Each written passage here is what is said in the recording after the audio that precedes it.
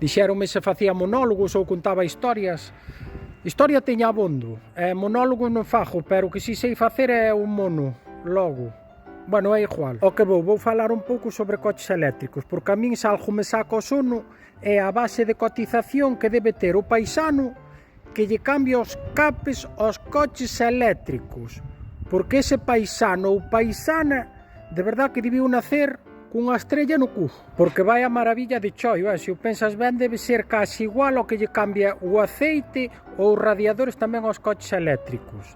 Iso sí que é unha vida, Dios mío. Imaxínamos ali no choio, non sei, que a mesma presa que estes condutores que se ven ora moito pola autopista, os que teñen estes coches híbridos e van pola autoestrada, pola autopista a 80 km por hora. Falando de autopistas, podemos falar un pouco da nosa peaxe da AP9, porque ao final debe ser máis barato facer un Ferrol Tui pasando por Vigo no AVE, ainda salirá máis barato que a pagar a día de hoxe cando suba outra vez a peaxe. Diría pagar e Abel Caballero, aunque fixera un AVE que veña do Porto hasta Ferrol pasando por Vigo por que factura por Navidad, xa che digo eu que ainda lle quedan cartos para outra noria. Pero vamos ao caso, eses coches híbridos de microhibridación ligera, que eu cando oín a palabra microhibridación xa se me acorda que cando puñedes, acordades vos desa palabra micro que se puxera tanto de moda, cando se puxeron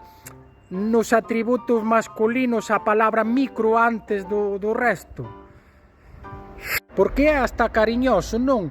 Microjaita, como estas, imagino estas jaitiñas pequenas que se lle venden aos nenos dos turistas por Santiago e van polas rúas aí chiflando aí.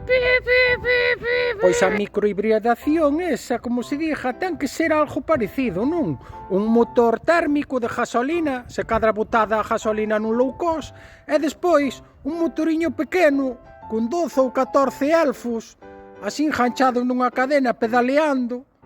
Van pedaleando e despois a parte eléctrica que ten que ser como un pastor das vacas, non sabedes o pastor das vacas? A cada elfo atanlle nas orellas o pastor das vacas e cando necesites potencia pulsa o botón, dalle corriente nas orellas aos elfos pedalean máis e dai danche entre 12 e 20 cabalos máis de potencia. Lostregazo vai, lostregazo ven, e non nos riades moitos os que estamos así da miña edad, máis ou menos, porque tamén fomos elfos. Cando caía o balón no prado do veciño, e tiñas que ir, agarraba o cable, aparecía nin regateando máis, e todos escarallándose a rir aí, esperando no rebumbio. Pero eu teño claro, eu se quero comprar un coche, vou non comprar eléctrico, porque xa me imagino toda esa autonomía, non?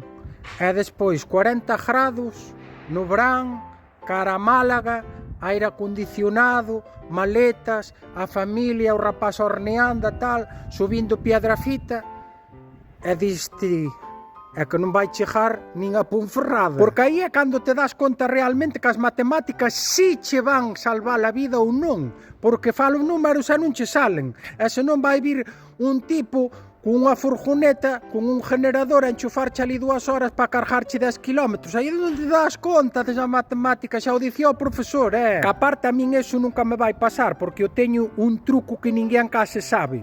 Se me vai o coche xa na reserva, para sacarlle algún kilovatio máis, baixo do coche, que as baterías van por baixo, e mordoas.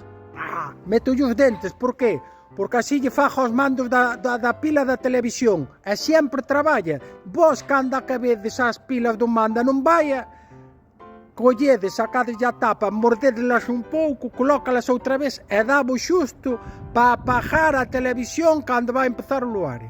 A mí non me falla, nunca me fallou, en 31 temporadas non me falla. Talla, tras, aí vai, maravilla. E co fin de contas a tecnoloxía veu para cambiarnos a vida, para mellorárnosla.